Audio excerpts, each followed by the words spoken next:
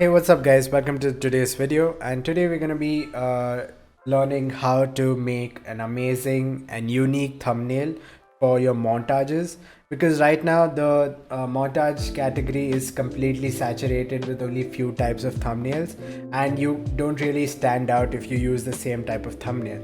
So today we're going to be learning how to do this, and it's very simple. We need only four things to get started. That is a screenshot or a picture of whatever you're going to be using as the main subject, a bunch of scan lines which will add some spice to the image, and a texture which I'm going to be using, which I've already used, but we're going to be reusing it today. So let's get started.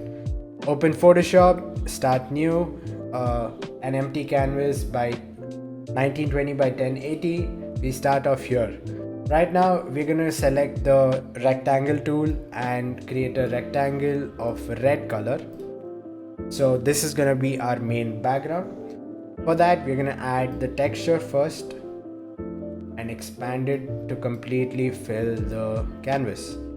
And now that we've done it, what we're going to do is we are going to change its blending mode to something which we like. We're going to use hard light. It completely changes the color of the texture, and that's what we were looking for. So this is going to be your background. And now what we're going to do is import the subject. And since this is not a PNG, what we're going to do is basically use the pen tool and just crop out the part which we actually want. And this, you can skip this part if you already have a PNG, or if you need a PNG, this is how you do it. Okay, so it will take some time, but I'm just showing you how to do it roughly here. I will be providing the PNG in the description, so you don't have to worry. Now what we have to do is create a vector mask so it crops out all the other things which is not selected. And now what we will do is make selection. After that, just go to this tool here, selection tool, and deselect it, and you have yourself a selection. So we're gonna skip this part because I already have a PNG which I will import from the picture, and boom, so we have ourselves the PNG here.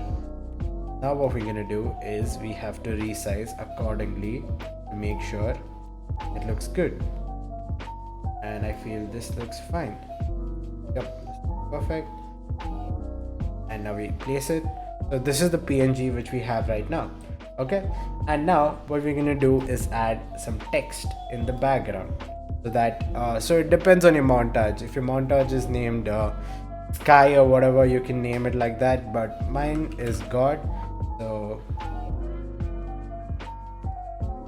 we make sure that's seen. We will try to centralize it and move it below the subject. So now we have this.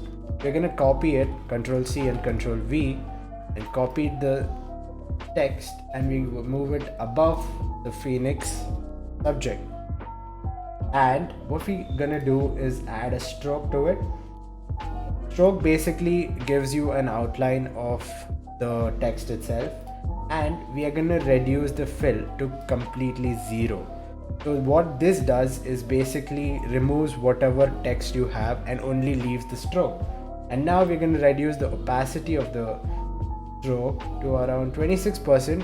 It should be seen, but not too much. Okay, yeah, right now you can't see it, but once we add a gradient overlay to the subject, the gradient map, it turns completely different. I kind of dig this look already, but this is not what we're going for. So instead of adding only 2 gradients, today we'll be adding 3. So starting off, to the left side we're gonna add white, to the right side we're gonna keep it red, and in the middle we'll add another gradient which is completely black. And now we have to back to red, and this is the gradient we are looking for, which shows you the fist of Phoenix, and the ring is completely seen, which we want, and there is a white and red element to it. So this is what we want. But the gradient map should only be affecting the subject, so we're gonna use a clipping mask. As you can see here, it's if you release the clipping mask, it affects what all layers are below it, If you want it only attached to the main subject layer, just add a clipping mask, and this is the effect you get. So now that we have added everything that we need, we're gonna add a few more things to spice it up. There are two types of scan lines, and this one makes your image darker. This, what we're gonna do is drag it so that it only affects the background. Your background becomes dark. There's another type of scan line which doesn't affect too much, but we're gonna keep it so that the text is affected. Okay, we can see the scan lines on the text. And now what we're gonna do is basically add an outer glow to the lower layer of the text and reduce the opacity and the spread so that we don't want it affecting too much, but you know, it still is there. Then we're gonna press OK. So this is the effect we've got. And one more thing, so this you can completely skip, but I want the ring to have a glow to it. So what I'm gonna do is basically create a new layer, and we're gonna take the pen tool and make sure we go up over the ring's dimension here.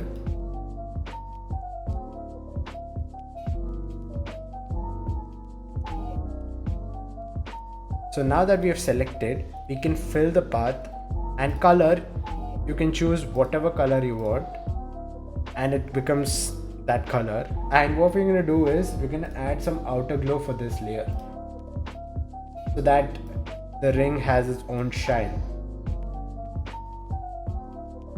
and that looks perfect. And the same thing, make selection. After you made the selection, go to the selection tool and deselect it to remove whatever the outline is, and the ring has a glow to it now, and your thumbnail looks amazing. So if you can see, there is noise on the Phoenix subject, his hands. I added them separately. If you don't want noise, you can remove it, or you can add noise. I'll show you how to add noise for the complete image later. So this is how you get the thumbnail. You can add your branding or your logo or your text, anything here, just so that they know it's you. And we have actually done this thumbnail in 8 minutes. I did skip about in a little parts, but in 10 minutes you can have a freaking unique thumbnail, and which will help you gain a lot more views because it's unique. So now what we do is, if you want to add this noise separately, select all the layers, just press shift from the topmost layer to the bottommost layer, and then what you can do is merge layers so it all becomes into one. And then go to filter, go to noise, add noise. You can choose the amount of noise you add and press OK, and voila, you have noise on your thumbnails. Many people choose not to do this because the thumbnail would look a bit of a lesser quality, but if you're going for that vibe, you can always add it. So yeah, so with that, we have reached the end of the video. Hope you liked the video, hope you learned something new. Thank you so much for watching. I'll see you in the next one. Do comment and like and subscribe. Bye bye.